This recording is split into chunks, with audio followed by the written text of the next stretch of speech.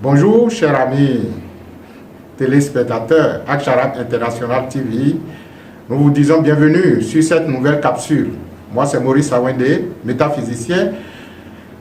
Nous allons nous entretenir aujourd'hui sur un thème que j'intitule la connaissance et les connaissances. On va se demander que vient faire l'article là et les devant la connaissance pour formuler, disons, un thème d'échange.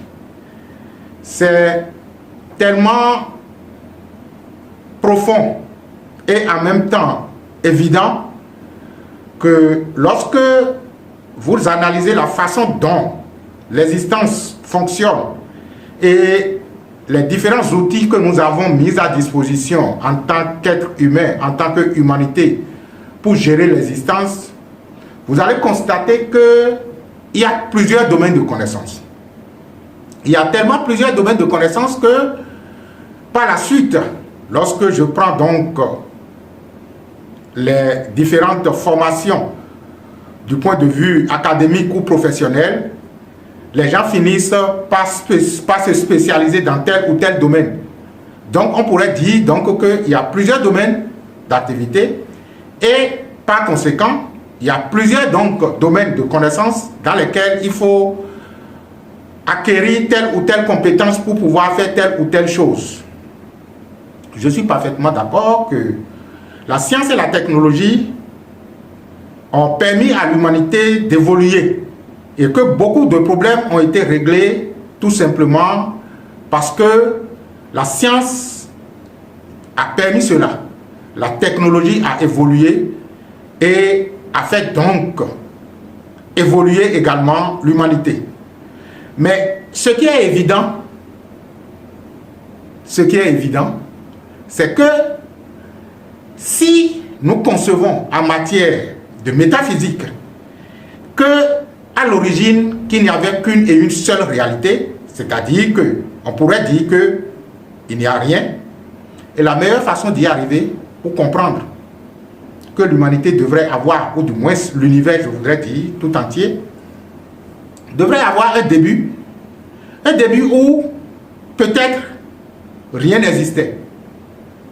Il suffisait tout simplement de comprendre que par le pouvoir qu'on nous a donné en tant qu'être humain, vous allez dans un espace où il n'y a rien. À part peut-être que vous avez de l'espace disponible, vous êtes sur une terre, et si on se retrouve par exemple dans un désert où il n'y a que le sable et le vent, on pouvait dire qu'à l'origine, il n'y avait que le sable et le vent. Mais l'homme peut commencer par initier une création dans cet espace apparemment vide, qui n'a d'autre support que le sable sur lequel vos pieds se posent et peut-être le vent qui souffle.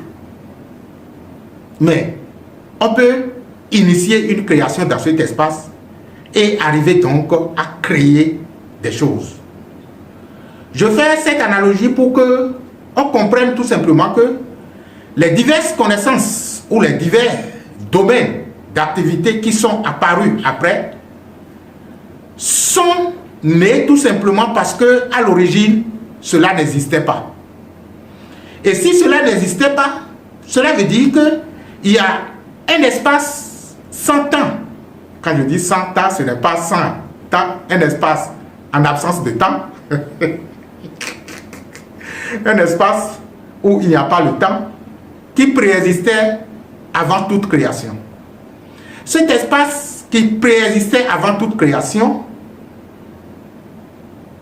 était en unité parfaite avec toute forme de connaissance qui naîtrait donc de cet espace. C'est ce que nous appelons naturellement la source des connaissances qui en fait fondamentalement est la connaissance.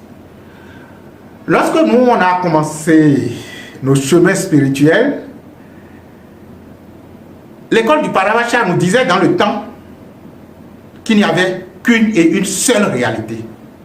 Et qu'à l'origine, il n'y avait qu'une et une seule connaissance, ce qu'on appelait la sagesse antique, la sagesse originelle, la sagesse sans sagesse. Et que cette sagesse, en fait, suivant la façon dont chacun a été en contact avec cette sagesse, cela peut se codifier et se faire transmettre d'une certaine façon ou d'une autre. Et lorsque, de la façon dont moi, j'ai été en contact avec cette sagesse originelle que j'appelle aujourd'hui la connaissance sans connaissance, et de l'époque à laquelle je vis, je vais transmettre cette connaissance d'une certaine façon ou d'une autre. Un individu Y qui naîtra 1000 ans après et qui se mettra en contact avec la même sagesse ne sera pas dans le même contexte.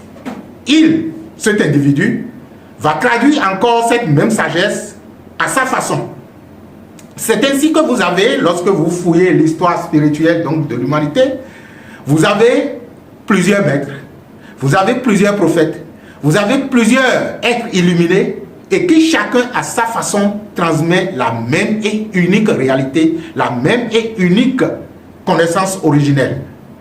Il ne s'agit pas alors, s'il vous plaît, de se permettre à parcourir tous les livres de l'humanité, c'est bien de lire, parce que cela vous permet donc de comprendre la façon dont les choses ont été faites par une tierce personne.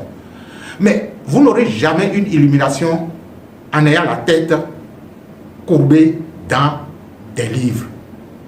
La nature, la vie est le seul et unique livre universel dans lequel ou dans laquelle, si vous voulez, si on parle de la nature, chacun doit commencer par apprendre à lire.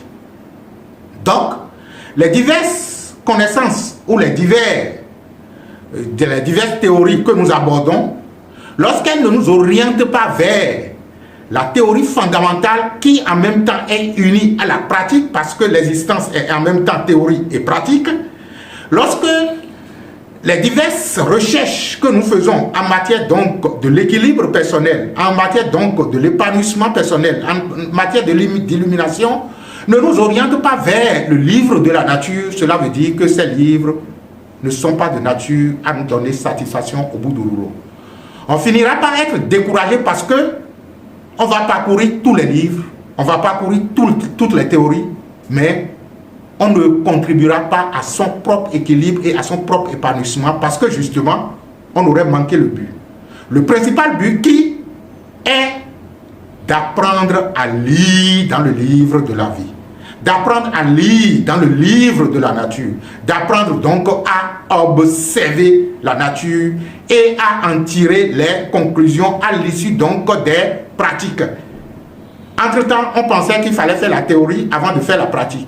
Non, lorsque vous êtes un bon observateur de la nature, vous passez naturellement de la pratique à la théorie parce que justement, l'existence devant vous, la nature telle qu'elle se déploie devant vous est déjà l'application, est déjà la pratique, la mise en œuvre des principes et lois de la nature. Donc on parle maintenant de comment les choses sont ajustées, de comment les choses sont agencées, de comment les événements se produisent pour parvenir donc à formuler des théories et des principes parce que de façon subséquente, on aurait compris que les choses se passent comme ça et lorsque les choses se passent d'une certaine façon, que cela ne peut être autrement parce que voilà les conditions qui, réunies, n'autorisent que la façon dont cela doit se passer.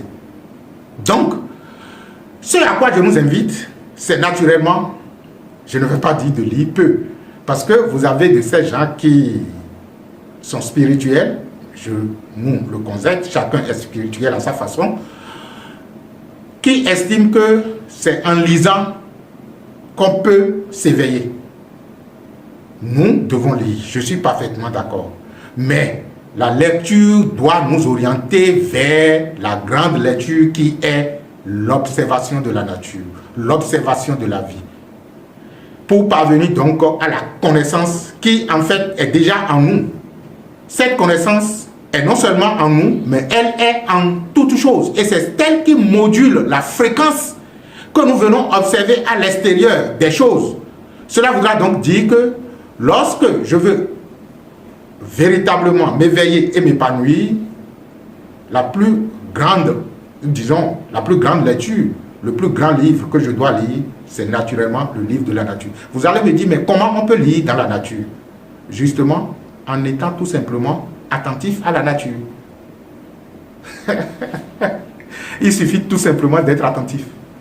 D'être attentif à ce qui se passe en soi, d'être attentif à ce qui se passe autour de soi, et de l'observer encore et encore jusqu'à ce que je comprenne comment cela commence et comment cela termine, tout en maîtrisant le déroulement. Et lorsque je comprends en observant comment cela commence et comment cela termine, et lorsque ça termine, quel est le cycle qui commence, je commence donc par comprendre que la nature, en fait, la vie est un cycle. Et que ce cycle, je peux le prédéterminer d'avance. Lorsque je le vois, la façon dont les cycles fonctionnent, je peux commencer donc par prévenir que lorsque telle chose commence, voilà comment ça s'achève et voilà comment ça se déroule. Et là, je commence par devenir sage.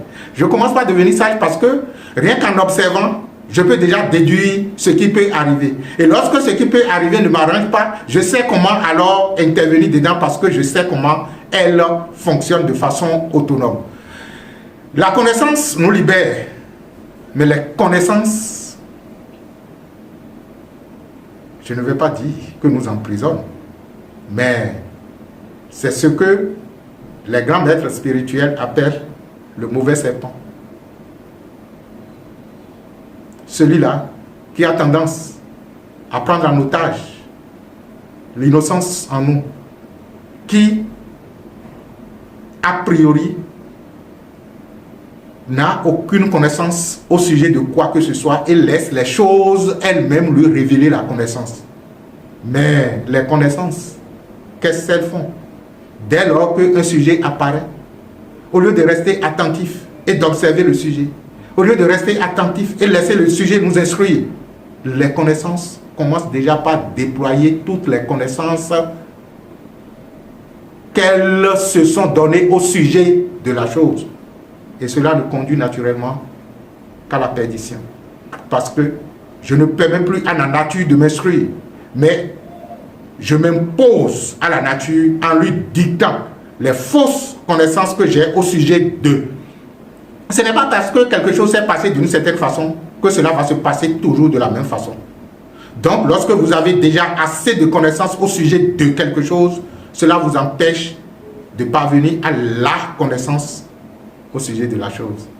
Je nous invite donc à faire abstraction de nos connaissances au sujet des choses et de laisser les choses nous instruire et de laisser les choses nous introduire au plus profond d'elles-mêmes pour parvenir à la connaissance qui est la source même de la naissance de cette chose. En soi, vous constaterez que rien n'est bon, rien n'est mauvais et qu'il s'agit tout simplement, il faut tout simplement laisser les choses être. Les laissant être et s'unir à elles, elles peuvent nous conduire donc merveilleusement au plus profond de nous-mêmes, qui est le secret en nous, le secret en toutes choses. Ce secret qui nous permet de mieux vivre, ce secret du moins qui nous permet de mieux vivre, ce secret qui en fait, laissé à lui-même, n'est que la paix, l'intelligence, l'épanouissement, le bonheur. Vous êtes le secret. Et chaque chose est le secret. Ça me rappelle l'affirmation des maîtres. Le véritable secret, c'est que toute chose est secrète. Je suis le secret. Vous êtes le secret. Chaque chose est le secret. Laissez-vous être et laissez chaque chose être. Et nous allons vivre donc dans notre unité fondamentale que nous sommes. Paix à vous. Merci et que la bénédiction soit.